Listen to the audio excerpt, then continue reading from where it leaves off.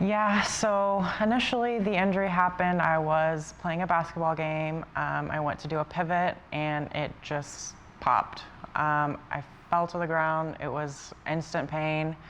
I went to see the surgeon, the first and only surgeon I went to, and he immediately said I needed to have knee surgery. Of course, my parents were terrified. Okay, let's do whatever you need to do to get her better. So I had a lateral release and I had a scope done, and then everything seemed fine.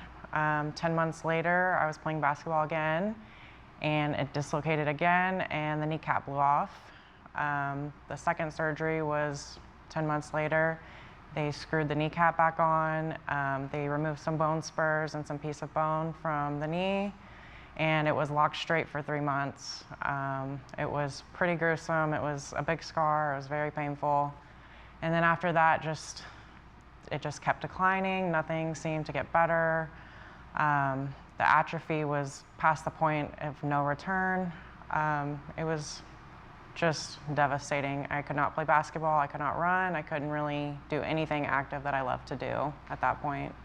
I just kind of put it off for a while, and I think when I was 18 or 19, I went and saw another surgeon, and he started high algin injections. He did cortisone injections.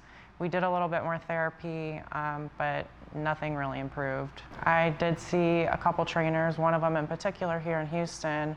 He got me in the best shape of my life, but I did notice that this left leg just wasn't getting up to the point of my right leg. It wasn't building the same way. It still seemed a little bit atrophied. I saw a couple other specialist surgeons in the Houston area, and they all had different opinions.